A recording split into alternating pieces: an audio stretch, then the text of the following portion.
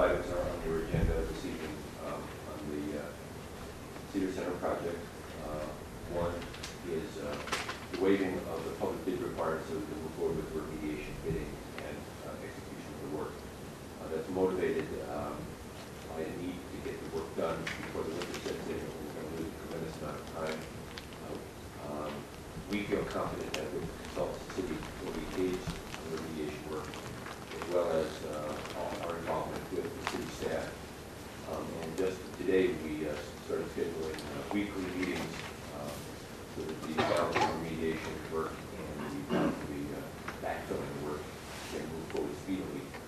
I want to move forward and get the site fully cleared so we can start. So hopefully you will act favorably on that request to waive public bidding requirements and remediation. Also, there were a couple, since you last were kind enough to approve the development agreement between us and the city, a couple of technical issues came up, and that's before you this evening for reconsideration. Hopefully you will act favorably on that. There are clarification issues that the law director would be, or I would be happy to answer any questions if anyone has. There's only 2 points. The agreement, and lastly, is the agreement between the city and Coral to allow to step up the next phase of our involvement with Cedar Center, where we are taking active day-to-day involvement in working with the mayor and the staff on remediation, demolition, backfilling, which may look like a simple task, but it's critical, the most critical part of construction, because gain is won or lost in the ground. So making sure that we remove the balance of basements and basement walls and organic materials, and making sure that the fill material that's used is both geotechnically and environmentally suitable is critical now. And my team will be involved every day, and I'll be perched across the street watching the work on your behalf every day as well. So those are the items concerning Cedar Center that are before you this evening, and I'd be happy to address any questions. I don't know if all councils have a chance to look at, because we just got some of this evening. It was sent to us via email, but I don't know. Council, any questions real quick? Peter, yes. Councilman Goodman? You will be, it refers to an informal bidding process. And so because you've done this before, I presume, you have folks that you've worked with and know well.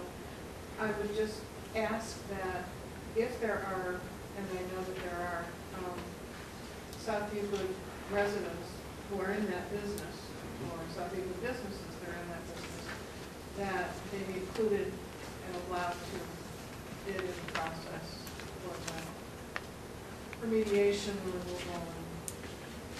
and if there are any South Euclid businesses that want to be considered, this is the call to come out and maybe contact Ed Gallagher at the city, or myself at our office, or Jeff Epstein, who's our project manager, would be happy to have them considered. The closer they are to the site, the more we can make sure that they're there when they're supposed to be. Just because it's an informal bidding process doesn't mean it won't be a bidding process. It will. There'll be more than a handful of remediation contractors called upon to bid here, and working together, we'll do our best to make certain we have the best, the most qualified, and the fastest. What is how would the bidding process look if it's not under our normal bidding process? What would it be like, and our minority companies included in that process? Good question. I think this is placebo. It actually works for the recording equipment. All right.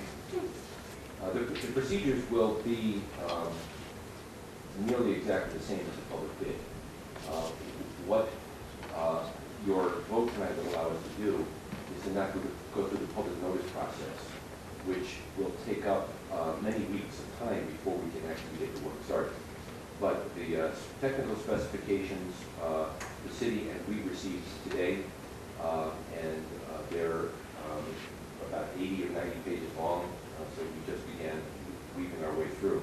But all aspects of the bidding process will be the same. We'll reach out to as many contractors as are interested. There isn't any formal requirement for minority contractors, but same as Euclid contractors. If anyone knows of any appropriate contractor capable of doing this work, we want to consider them. The process will be that bid documents will be issued very shortly after, hopefully, your favorable action tonight. Bids will be due in 7 days. We'll evaluate them with the city. We'll award the bid. We'll very strictly negotiate the contract with benchmarks that are critical to getting done in this season. So it'll look, the process will look much like a public bid process would look like. Any other questions? Okay, Peter, thank you. I know you have another meeting today. Thank you. And there's a couple of areas that I'd like to speak on. And while Mr. Rubin's still in the audience, I'd like to start out with Cedar Center. He just was commenting about this expedited bid process, and I would ask the question of, as long as the property is still under the ownership of the City of South Euclid, can you really bypass the normal operating procedures and go with some other process without going through the normal public bid process?